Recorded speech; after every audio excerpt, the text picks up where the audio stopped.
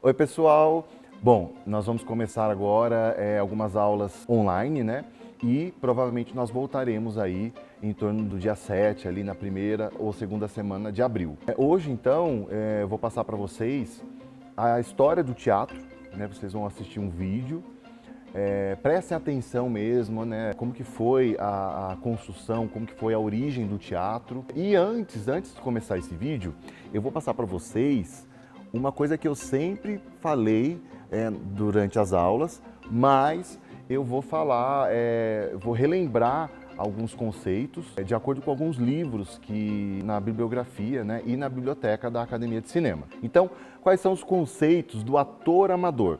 Outra coisa, gente, não fiquem ofendidos caso vocês se sintam, nossa, não, isso daí é um conceito universal que vem aí de todo o trabalho histórico do teatro e é para apontar mesmo aquilo que vocês precisam resolver, precisam trabalhar ali, diminuir alguns requisitos que eu vou passar para vocês. Então, o ator amador, ele tem medo intenso do palco, ou seja, o medo do palco é o medo do julgamento. O ator tem medo de crítica, de ser ridículo, de esquecer suas falas, etc. Quando acontece com um ator treinado, geralmente é o resultado de um treinamento rígido e autoritário, que pode ser resolvido com a compreensão dinâmica das frases. Compartilhe com a plateia, ou então mostre e não conte.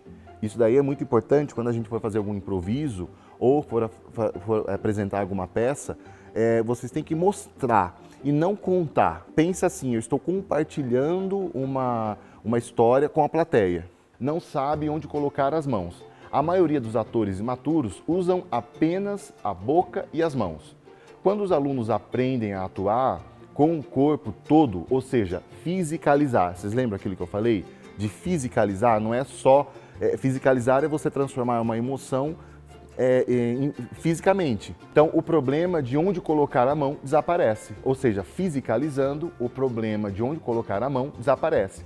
Vocês lembram que às vezes a pessoa ela vai atuar, né? E aí ela fica ou com a mão parada, né? Ela não sabe onde colocar a mão.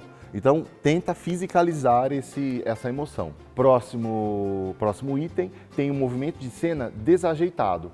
Balança para lá e para cá, ou seja, move-se pelo palco com ou sem objetivo. Lembra aquilo que eu falei, que a pessoa fica dançando capoeira? É mais ou menos isso, né? Então, o movimento de cena desajeitado geralmente é o resultado de direção de cena imposta. Quando o ator está fazendo esforço para recordar, em vez de permitir que o movimento surja da realidade da cena, sua movimentação será fatalmente desajeitada. Qualquer exercício que envolva de envolvimento com o objeto ajudará neste ponto. Então, é aquilo que a gente fala, né? Quando você vai interpretar, ficar parado mesmo em cena, fica com o pé ali parado, às vezes tem um foco em cena e no cinema também, né? Você vai ter um foco, vai ter uma câmera ali fazendo todo o trabalho de gravação, né? E você ali diante do público. O próximo item, lê rigidamente e mecanicamente as falas. E aí o que vai acontecer com esse problema? Ele vai esquecer as falas. A leitura mecânica resulta na não criação da realidade. A recitação de palavras torna-se mais importante para o ator do que a compreensão do seu significado e dos seus relacionamentos. Elas permanecem meras palavras em lugar de transformar-se em diálogo, que é aquilo que a gente vem falando, né? Que quando você pega um texto e você vai interpretar, você tem que, lógico, ler, memorizar, mas tem que transformar aquilo numa realidade, senão ele vai ficar mecânico. E aí é aquilo que acontece quando a gente vai gravar, vocês ficam desesperados em ler o roteiro, em se preocupar em decorar o roteiro e ao invés de interpretar. Então, o próximo item do ator amador é a sua expressão é pobre e apressa a sua fala. A expressão pobre e a fala apressada geralmente são resultados da falta de compreensão por parte do ator. Esse é um item também interessante, que às vezes o ator ele tem desespero, né? Ele tem aquela pressa de entrar em cena e sair logo. Tem que ter calma. O próximo item geralmente repete a fala que leu erradamente. Falas lidas erradamente e depois repetidas palavras por palavras são exemplos de memorização mecânica, que massacra definitivamente a espontaneidade. Isso também ou seja, pega o roteiro, dá uma lida, estuda, mas começa a se desprender do roteiro, começa a viver, começa a dominar, a ter propriedade daquela fala, porque aí você vai começar a falar como se você estivesse falando na vida real. O próximo item do ator amador é não crie atividade e movimentação de cena. A capacidade para criar atividade, movimentação de cena e marcação interessantes só pode surgir da compreensão dos relacionamentos e envolvimentos em grupo.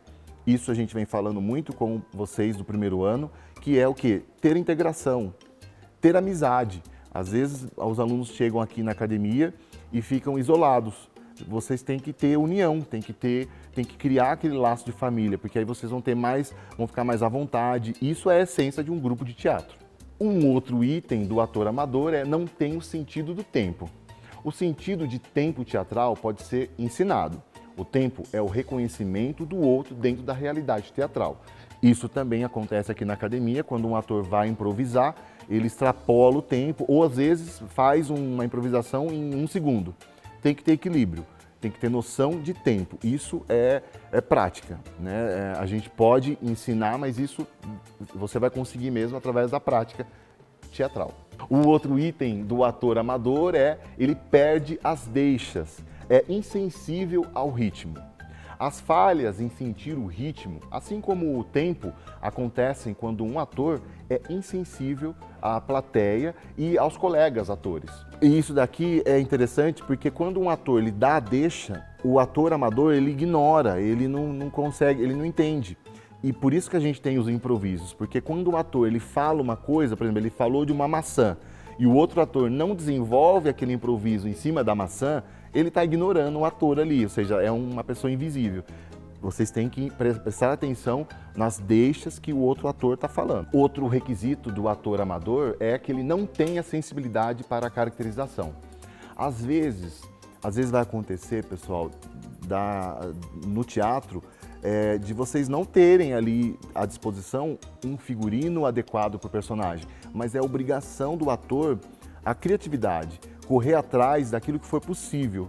E às vezes tem atores que ficam parados ali, estagnados, eles não sabem desenvolver nada, que fica esperando que uma equipe gigantesca de figurino vá ali oferecer tudo para ele, mas não. Isso não acontece em nenhum lugar no mundo, a não ser que seja um musical totalmente, né, com patrocínios, mas o ator ele tem que ter ali a sensibilidade para essa caracterização. Próximo item do ator amador, quebra a cena. Isso aqui é muito importante. Então, quando os atores eles quebram ou saem do personagem em cena, eles perderam a visão dos relacionamentos internos da peça e também do seu ponto de concentração.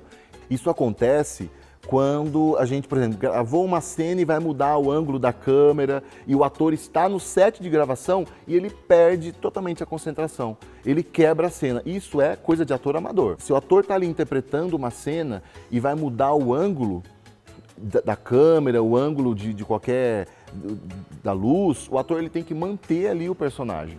Um outro item do ator amador, ele tem medo de tocar os outros atores. Isso acontece quando a gente começa um curso novo aqui, né? Os atores têm medo, né? Os alunos têm medo de tocar um no outro. Isso é resistência, isso é o medo de envolvimento. E para quebrar isso é o quê? Mais integração, mais união, mais aquela consciência de família. Um outro item do ator amador, esse daqui ele é bem interessante, que é não projeta a sua voz ou suas emoções. Né? O ator amador, ele interpreta com a pessoa aqui do lado, né? Mas não, você tem que interpretar para o público, você tem que interpretar para a última plateia, para o último público, para a última cadeira lá do teatro. Você não tem que interpretar para a pessoa que está aqui do lado. Então, a projeção inadequada é causada pelo medo ou pela negligência com relação à plateia. Então não pode ter, a gente não pode negligenciar a plateia porque é a essência do teatro. Um outro item importante do ator amador, não sabe aceitar a direção. Isso acontece, não é com todo mundo, mas às vezes o diretor vai passar ali uma informação e o ator, ele acha que, não, eu tenho uma ideia aqui e tal. Às vezes a ideia ela é bem-vinda, mas às vezes tem que respeitar que às vezes o diretor e toda a equipe já pensaram em todo um plano de luz, de cenário, e aí o ator ele vem e quando ele vem com uma ideia e está aberto a receber um sim ou não, beleza, isso é um ator profissional. Agora, quando um ator ele recebe um não e ele perde ele deixa de respeitar toda o desenvolvimento da direção, aí é um ator amador, porque aí ele mesmo vai se desestimular, aí ele vai acabar perdendo ali a essência de interpretar. Um outro item do ator amador não tem relacionamento com a plateia. Isso principalmente acontece quando a gente está desenvolvendo uma peça de humor. Então, quando o público ele dá risada, ele está ali fazendo a integração, o ator ele não presta atenção e continua falando e o público não vai prestar atenção, porque o público está rindo. Então, tem que ter esse relacionamento com a plateia. Se é mais voltado para o humor mesmo, porque no drama não tem, né, no suspense, não tem como fazer isso. Agora, no humor, se o público está rindo, e às vezes acontece, o ator ele é bem profissional, ele consegue até colocar algumas outras, improvisar mais algumas palavrinhas ali fora do texto, porque aí ele consegue dar mais ganho ali de humor, né? E por fim, nós temos aí mais um item do ator amador, que é a baixa dos olhos. Ou seja, o ator ele não olha para os atores. O ator que arrasta tudo para dentro do seu ambiente imediato faz com que o seu universo assuma proporções em miniatura. E às vezes acontece mesmo isso. Nós, na aula de interpretação para cinema, a gente trabalha muito essa questão do olhar, do olho, o olho fixo para quem você está interpretando, né? Eu estou aqui, ó, com o meu olho, eu estou olhando para a câmera, né? Eu não estou fazendo aquilo ali assim, né? Um ator amador ele fica perdido, a não ser que seja uma cena que realmente precise mesmo, uma cena de tensão, onde a pessoa está ali demonstrando aflição, mas é olhar fixo. E o ator amador também, ele tem aquela postura de ficar com o olhar baixo, assim, ele fica assim toda hora, ele deixa todo mundo ali, ele ignora todo mundo, ele cria um mundo para ele, então isso tem que mudar. Essas foram umas considerações importantes, os requisitos do ator amador. Então, se você quer ser um ator profissional, se você quer passar num teste, se você quer seguir essa carreira, não faça isso. Nós vamos na academia, nós vamos disponibilizar para vocês em PDF da onde foi tirado essas informações, que foi tirado do livro da Viola Spolin, e nós vamos passar para vocês.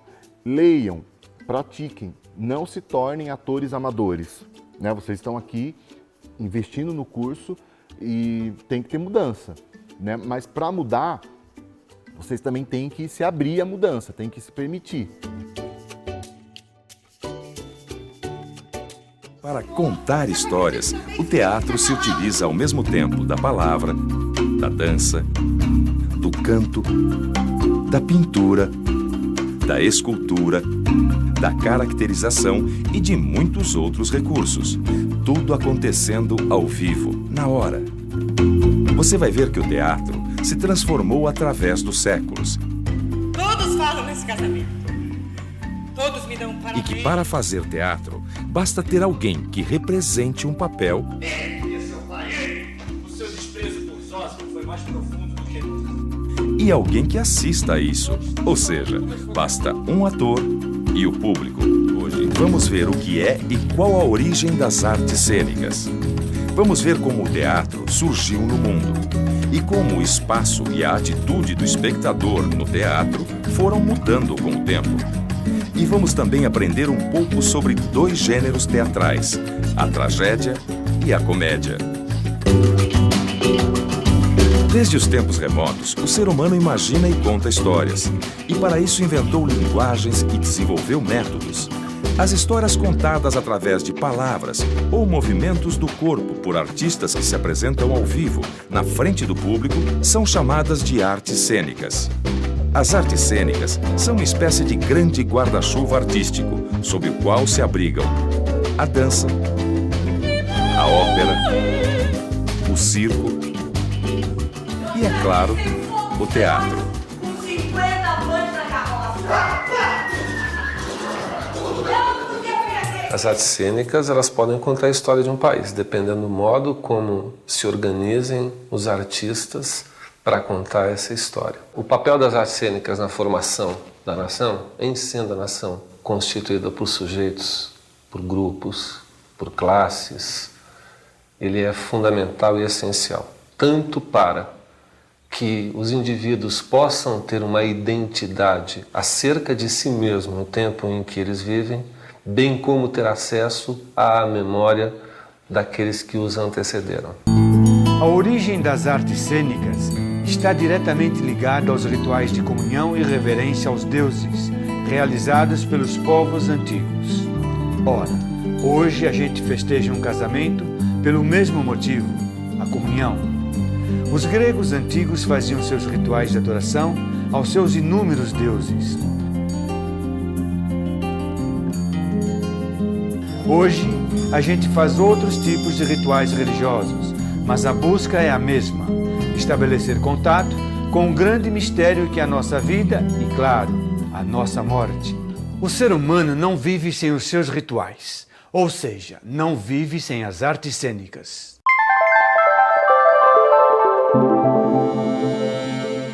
Ritual. A repetição de um conjunto de práticas consagradas pelo uso e ou por normas e que se deve observar em ocasiões determinadas. A solenidade de posse de um presidente da República ou mesmo a entrega da taça de campeão a um time de futebol, por exemplo, segue um ritual.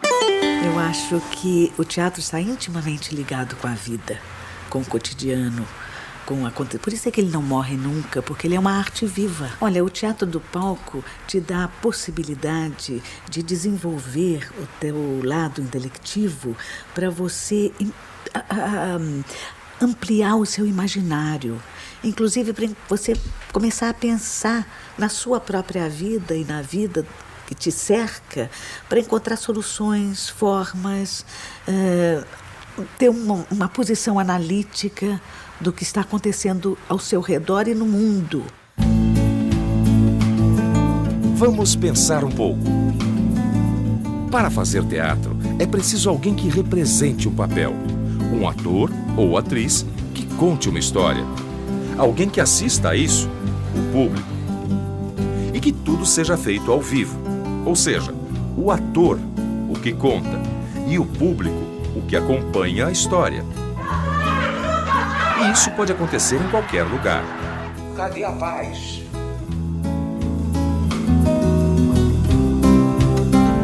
O teatro grego surgiu em rituais religiosos em louvor a Dionísio, deus da uva e do vinho. Sacerdotes e seguidores reuniam-se no templo ou saíam em procissão, entoando hinos de louvor ao deus. Viva Dionísio, filho de Zeus, deus dos deuses! E Selene, princesa de Tebas. Ele é formidável. Ele ensinou ao homem o cultivo da uva. Na metade do século VI a.C., um sacerdote de Dionísio chamado Tespes deu início a uma revolução. Durante o culto, em vez de cantar "Ele, Dionísio, é formidável", cantou: Eu, Dionísio, sou formidável. Ao cantar "Eu, Dionísio", em vez de "Ele, Dionísio", Tespes inventou de uma só tacada o ofício do ator e a arte de compor peças teatrais, a dramaturgia.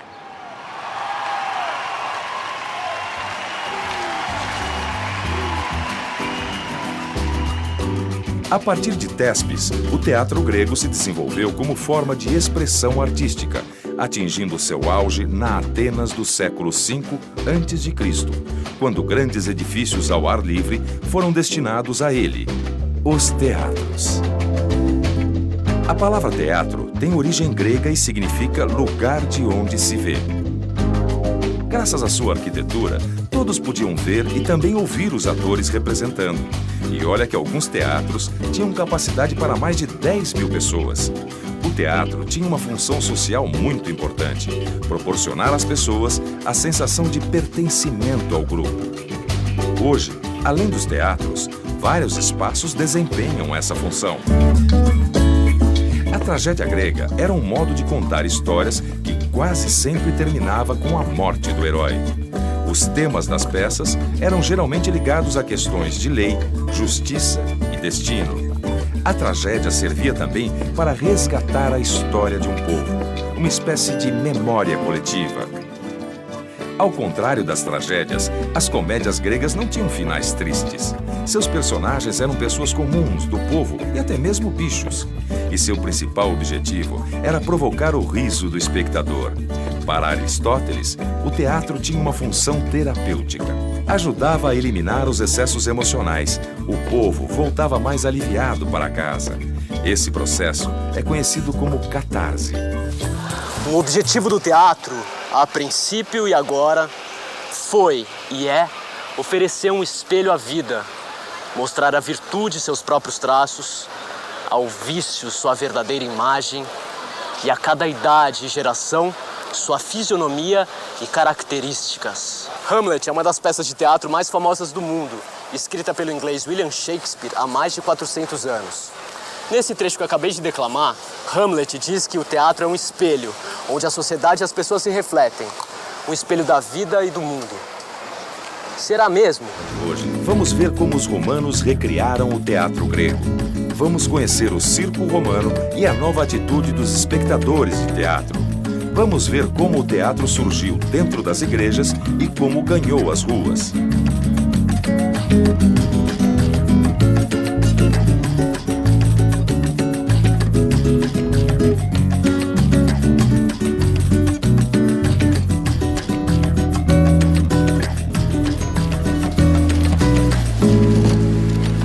E aí, o teatro reflete a vida?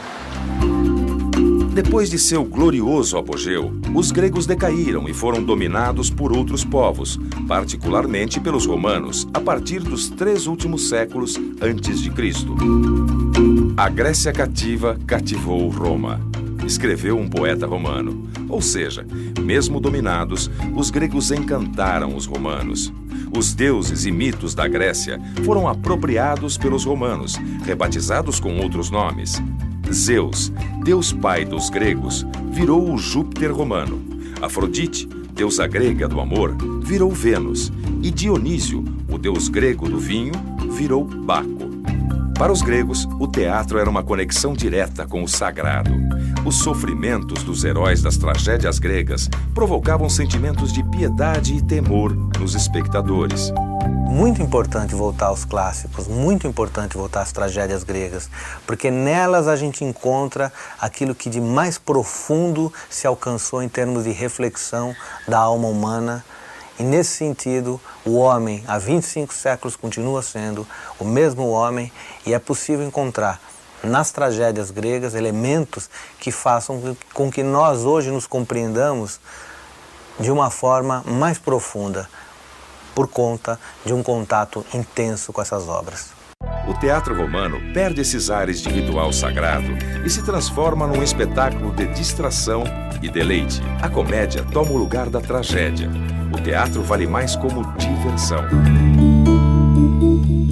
Os estádios de futebol até se parecem com o Coliseu, uma espécie de Maracanã dos espetáculos romanos daqueles tempos.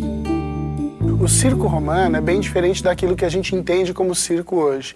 Ele era uma demonstração num estádio de competição violenta, principalmente entre os romanos e então os primeiros cristãos, que eram sacrificados publicamente. Então ele era muito violento, ele era uma demonstração da decadência do Império Romano. Ele era um retrato do que era a decadência do Império Romano. Enquanto que o circo moderno é bem diferente, porque ele é demonstração de habilidade, ele é pela alegria do público.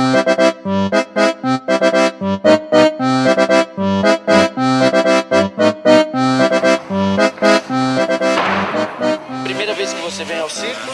Não, segunda. Não, imagina, muitas vezes. Segunda vez. Nunca tinha visto. Acho que é uma terceira, quarta vez. Você já foi ao teatro?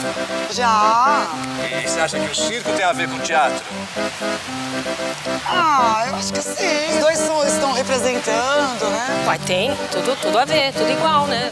E pra você, o circo tem alguma coisa a ver com o teatro? Sim, eu acho que os dois expressam a cultura, a arte, né? Se você fosse representar um personagem no circo, qual que seria? Acho que o palhaço. Não precisa. Malabarista.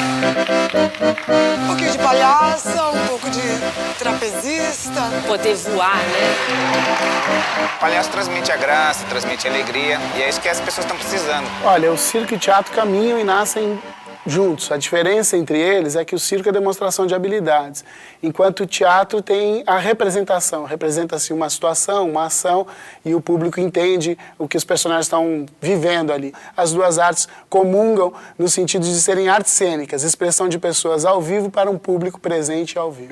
Ari, você já foi ver a Paixão de Cristo em Nova Jerusalém, em Pernambuco? Não. Isso sim vale a pena ver. Foi um dos espetáculos mais emocionantes que eu vi na minha vida.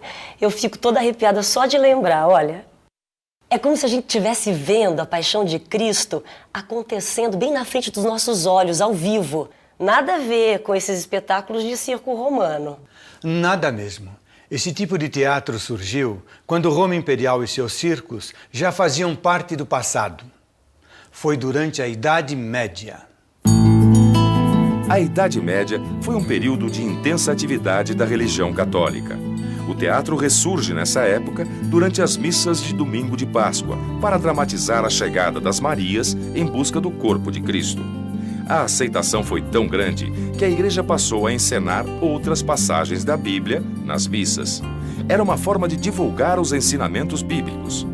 As representações ganharam força e, com medo de perder o aspecto sagrado da missa, as autoridades católicas proibiram o teatro dentro das igrejas.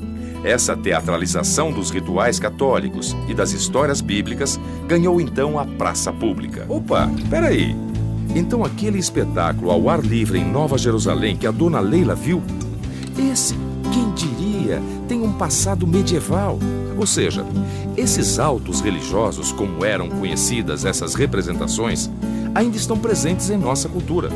O teatro popular brasileiro dos nossos dias ainda bebe nestas fontes medievais. E mais, os pastoris e as cavalhadas também têm influência direta do teatro medieval. O teatro catequético ele vai surgir como um expediente de ensinamento da moral e dos preceitos cristãos durante toda a Idade Média até chegar em 1200, 1300. Mas a gente tem também a sua expressão maior no nosso padre Anchieta, né, que vai tentar doutrinar os índios, ensinar uma nova filosofia, uma nova religião monoteísta aos índios, adotando o expediente também e as práticas do teatro catequético tão funcionais na Europa, né?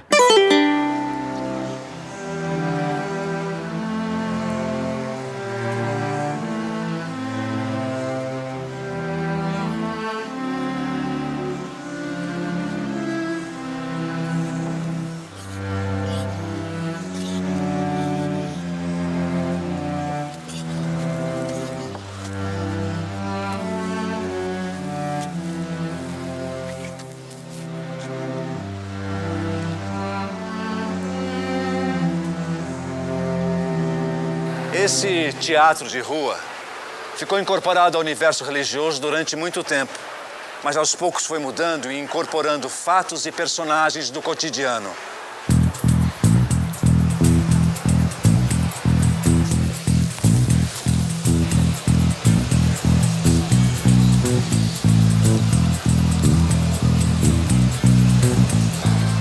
Tô indo pro norte.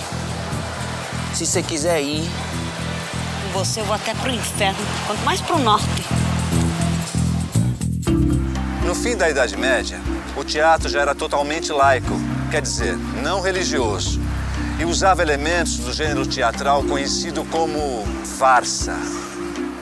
A farsa é o menos sofisticado dos gêneros cômicos. Seu humor está apoiado no uso de estereótipos. É pouco refinado, mas muito eficiente e popular. A maioria dos programas humorísticos de televisão utiliza elementos deste gênero.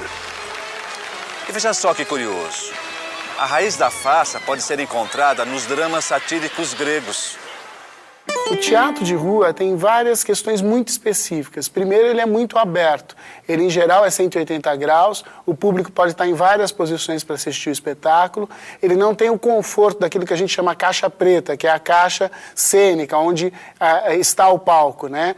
Então, ele tem uma relação mais aberta. Ele tem que permitir ou não, por opção de quem o faz, a interferência das coisas que acontecem na rua, mas para ele ser essencialmente de rua, ele precisa dialogar com isso. Aquilo que está passando, seja um cachorro, um bêbado, um ônibus, ele precisa dialogar com isso. Além do que, a pessoa que está passando na rua, ela não está indo para assistir o espetáculo, ela é surpreendida pelo espetáculo. Então ela tem uma expectativa diferente daquela que sai de casa e vai ao teatro para assistir algum tipo de espetáculo. Vamos ver como o teatro passou de atividade marginal à profissão.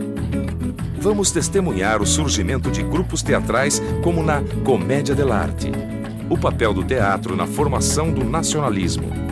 E ainda vamos conhecer melhor dois dos maiores autores do teatro ocidental, Shakespeare e Molière. O teatro sempre foi uma atividade que demanda tempo e recursos. Para exercê-la não basta a paixão, é preciso ter espaço, produção, disponibilidade para ensaios. Atuar é uma profissão. Eu acho que o Didi deve ter alguma herança da Commedia dell'arte, porque ele é um saltimbanco, aquele personagem que vive, que não armazena, que não quer saber de fortuna, de dinheiro. Ele quer viver o minuto a minuto da sua vida. É isso que é importante.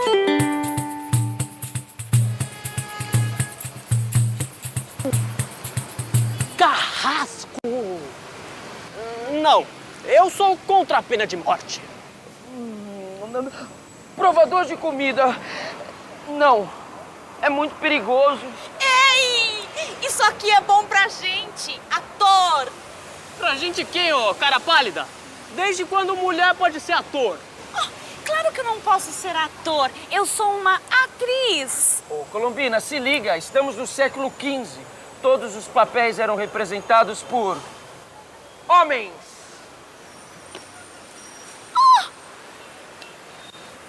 Por enquanto, meu caro Pierrot, o mundo está mudando rapidamente, esqueceu? Existia um preconceito muito grande contra a mulher, as pessoas que faziam teatro. Não eram convenientemente respeitadas. Eram admiradas pelo seu talento, mas não eram respeitadas humanamente. Até os anos 70, quando nós conseguimos realmente a regulamentação da profissão, né, que nós começamos a ter uma outra postura, um outro andamento profissional, até chegar aos dias de hoje, onde as famílias ficam orgulhosíssimas quando tem um membro de sua família atuando em teatro, ou em televisão ou em cinema. Em Romeu e Julieta, o texto mais conhecido de Shakespeare, o amor contrariado de dois jovens termina em tragédia. Mas o gênio do dramaturgo inglês não ficou nisso. Escreveu também comédias e peças históricas. As peças históricas contribuíram para reforçar um sentimento que percorreu a Europa no Renascimento, o nacionalismo. Teatro e nacionalismo se deram tão bem que na Inglaterra, essa época é conhecida como a do teatro elisabetano. A rainha Elizabeth I contava com Shakespeare e seus colegas para contar as histórias de seus heróis e reforçar o orgulho nacional do povo. Shakespeare foi um homem de teatro completo. Escrevia, atuava e administrava seu teatro, o Globo.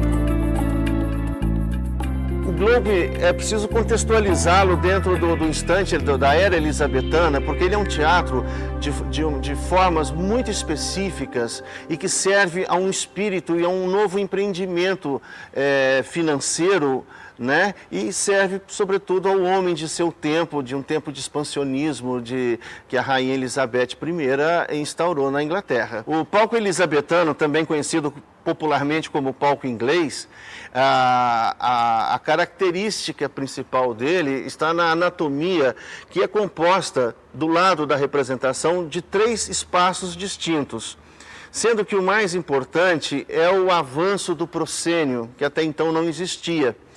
Considerando que, do ponto de vista do espectador, a plateia chegava e assistia o espetáculo numa semi-arena, enxergava o espetáculo de 3 lados. Portanto, ela tinha uma força modificadora muito grande sobre a atuação do ator, porque também esta primeira ala da plateia era devotada ao público mais simples, comum, que tinha menos posse. Então ele chegava, ficava em pé assistindo o espetáculo e muitas vezes ele se misturava à fábula e obrigava, sobretudo, a fábula a chegar até o proscênio e dialogar olho no olho com o espectador. O palco italiano vai tirar a observação do espectador com relação ao espetáculo pelos 3 lados, coloca o espectador frontal, quer dizer, de frente, estabelece a 4ª parede, que para nós também é uma frase muito comum, que é uma relação, é uma parede de vidro que aparta o fenômeno teatral em cena e o espectador passa a ser um contemplador da obra de arte, sobretudo de uma forma passiva, né? E ele também traduz a arquitetura social e política da época, porque é um teatro burguês, né? Então as classes sociais estão muito bem representadas dentro de um palco italiano. Mais novo do que Shakespeare, mas quase contemporâneo, o francês Molière se dedicou exclusivamente à comédia. Tinha olho clínico para detectar as fraquezas e ridículos humanos. Criticou não só doentes imaginários, mas velhos que se casam com mocinhas, avarentos, falsas elegantes, falsos beatos. Molière também foi ator e empresário. Sua companhia deu origem à Comédie Française, que atua até hoje em Paris, num teatro justamente conhecido como a Casa de Molière. Shakespeare e Molière são 2 autores dos mais importantes para o teatro mundial. São 2 dramaturgos do mais alto calibre, 2 escritores de teatro que chegaram a uma profunda compreensão da alma humana, uma profunda compreensão das relações políticas e sociais do seu tempo, e são autores também que, de uma certa forma, viraram clássicos, porque após muitos séculos, né, em relação àquele em que eles escreviam, eles continuam atuais. Quer dizer, eles falaram tão profundamente a respeito da alma humana, tão profundamente a respeito do seu tempo, que a despeito da própria vontade, eles se tornaram atemporais e universais.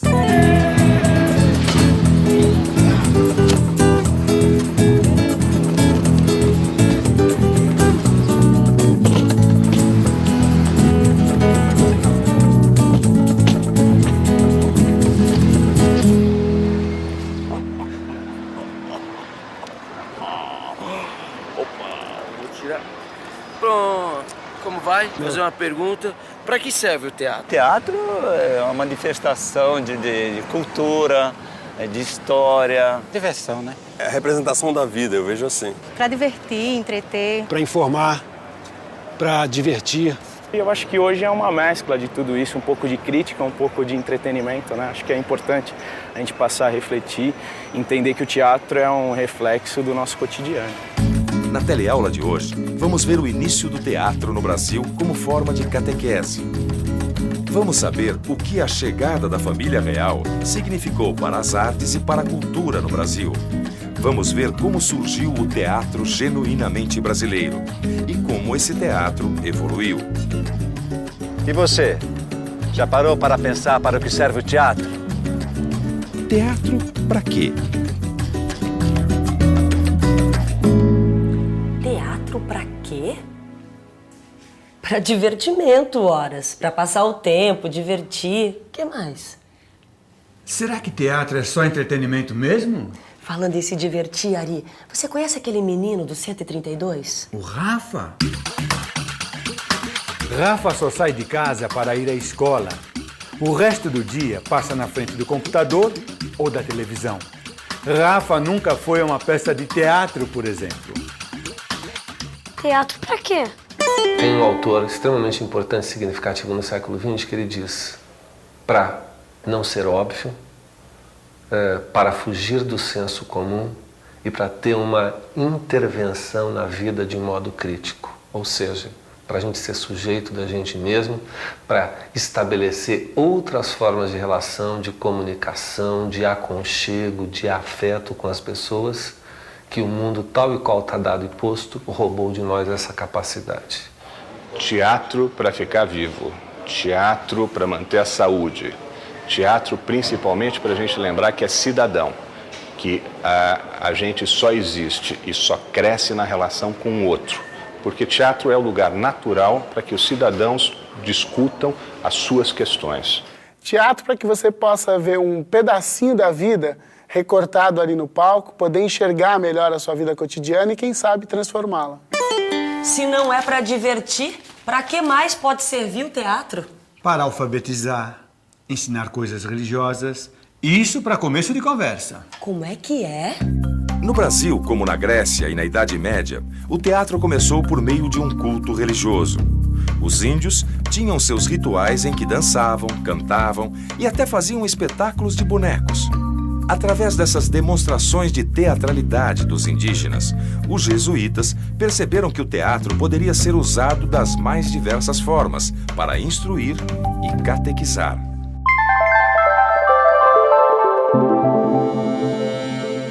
Catequizar. Instruir em assuntos religiosos. Padre Anchieta era um dos principais jesuítas que realizavam essas representações, nas quais se misturavam brancos, índios e mamelucos. As cerimônias teatralizadas e o teatro de catequese desapareceram, e em seu lugar surgiu o teatro e as festas populares, como o Bumba Meu Boi, por exemplo. Na época do Brasil colonial, o povo fazia teatro mesmo, era na rua. Eram desfiles divertidos, com muitos participantes, inclusive escravos mascarados, com roupas e adereços, tocando instrumentos, fazendo a festa. Peraí, povo na rua, máscaras, música, fantasia... Eu conheço essa história. Isso tem tudo a ver com o carnaval. Pois é isso mesmo. Essas festas eram uma antecipação do que viria a ser o carnaval atual. A chegada de Dom João VI e da família real em 1808 significou um grande salto para as artes e para a cultura brasileira. A corte precisava de diversão e as companhias estrangeiras começaram a se apresentar por aqui. Mas o povo ficava do lado de fora, assistindo à entrada dos aristocratas. Teatro pra quê? Diante de um mundo em que existem inúmeras tecnologias e formas de comunicação que mais distanciam as pessoas do que qualquer outra coisa, o teatro é uma forma de comunicação e expressão humana que coloca as pessoas umas diante das outras. Nesse sentido, ele é único. Para criar indivíduos, para criar criaturas, pessoas pensantes. Será que eu ouvi bem? As companhias que se apresentavam nos teatros para a aristocracia eram companhias estrangeiras? Eram. Então não era teatro brasileiro? Não. Oh, deuses do teatro! Até quando? Até João Caetano. João Caetano foi um dos responsáveis pelo surgimento do teatro profissional brasileiro. Na primeira metade do século XIX, ele fundou a primeira companhia teatral brasileira, só com atores brasileiros e com propósitos nacionalistas. Chegou a hora e a vez dos autores e atores nacionais! Viva o teatro brasileiro! Mas o Brasil tinha autores de teatro? Ou se tinha. O romantismo dava suas caras por aqui. E foi nessa época que o Brasil teve a sua independência literária, conquistando uma liberdade de pensamento e expressão. Vários autores teatrais surgiram, como Martins Pena, por exemplo. Ele é considerado o criador da comédia de costumes no Brasil. A Grande Família, um dos maiores sucessos da televisão brasileira, é um legítimo descendente da comédia de costumes. O teatro romântico, mesmo na Europa, já tinha despertado para o interesse pelas coisas populares, né? pela identidade nacional, mesmo europeia, mesmo nos países europeus. E quando isso se transferiu para o Brasil, que era uma nação que estava se construindo, tinha passado pela independência há muito pouco tempo, o teatro romântico, os temas que ele propunha, se encaixaram perfeitamente na formação, quer dizer, serviram para esses autores eles poderem falar do Brasil, falar de um novo país que estava se construindo, das questões que se colocavam no momento para refletir, criar essa nacionalidade, que é essa imagem do Brasil. Afinal, o Brasil precisava aparecer como um país diferente daquele que tinha sido até então, que era parte de Portugal. Ele tinha que se mostrar agora como um país único, não é? Então, o que seria único no Brasil? O seu povo, a sua história, os seus heróis, não é? Então, o teatro romântico permite usar esses temas, né? Incentiva que se usem esses temas nas suas peças, né? Então, ele se prestou muito bem a isso. Arthur Azevedo nasceu durante o Império, passou pela República e morreu no início do século XX. Era especialista em teatro musicado, burletas e revistas. Era um craque do teatro brasileiro e ajudou a criar uma dramaturgia nacional autêntica. Procópio Ferreira, Leopoldo Frois e Lucília Pérez foram grandes astros das comédias de costumes. Eu ouço falar muito do teatro de revista. Dizem que eram espetáculos populares, muito divertidos, que fantasiavam a vida cotidiana.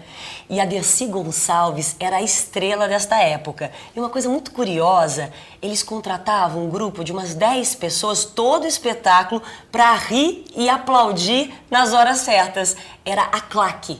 Inspirada na claque, a televisão também tem lá suas maneiras de animar o público. Quem nunca se anima a sair de casa e ir ao teatro é Rafa. É internet e televisão 10 horas por dia.